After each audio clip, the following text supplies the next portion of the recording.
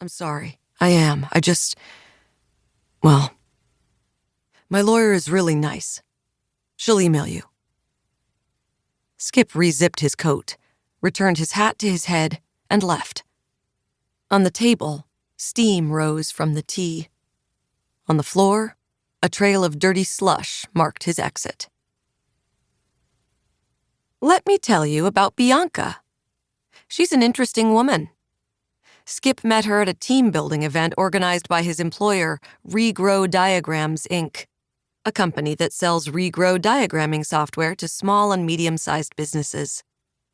Bianca is a professional skydiver, and it was her job at this particular event to shepherd one lucky regrow employee, that would be Skip, through a ramped-up 5 hours of skydiving education and training, and then, tethered by an unbreakable bungee cord to her charge, leap from a Cessna T-240 flying over Boston Common.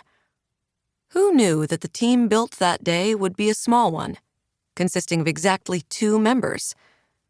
All the other regrow employees jumped, but none, as far as I know, moved in with their skydive instructor just 3 months later.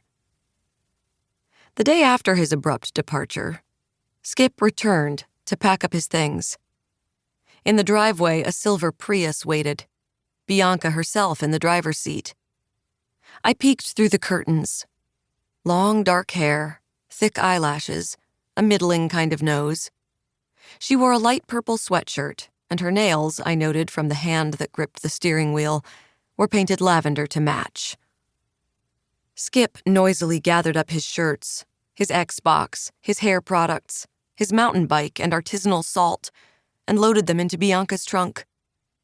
I followed him out the door and stood, shivering without a coat, sniffling without a tissue, on the front steps of our condo.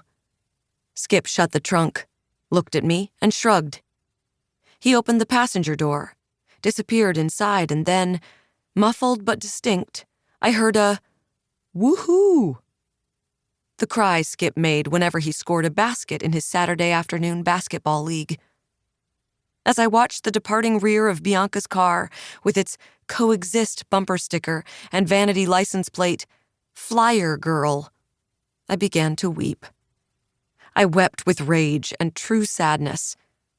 My life, it seemed to me then, was located inside that car.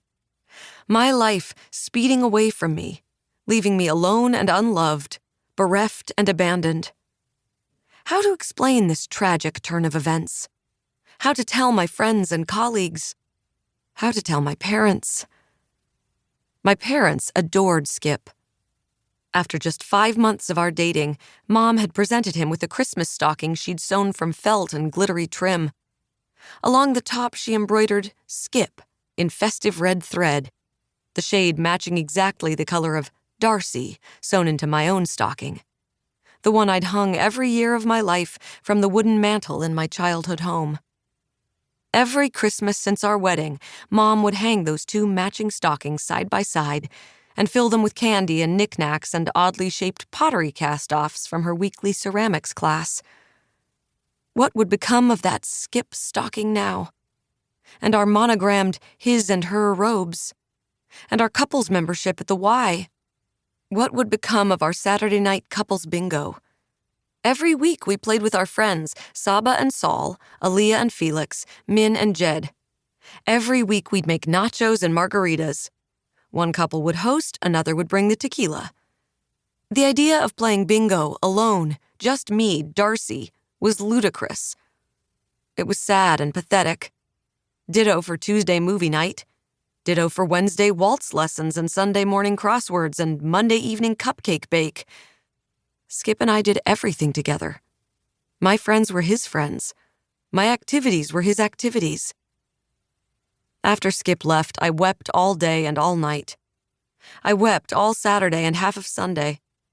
When my vision wasn't completely obscured by weeping, I wrote Dear Skip emails that cataloged my pain and confusion, my remorse and undying love. I typed, deleted, and typed some more, but I never pressed send. Then on Sunday night, the phone rang. It was our friend Min.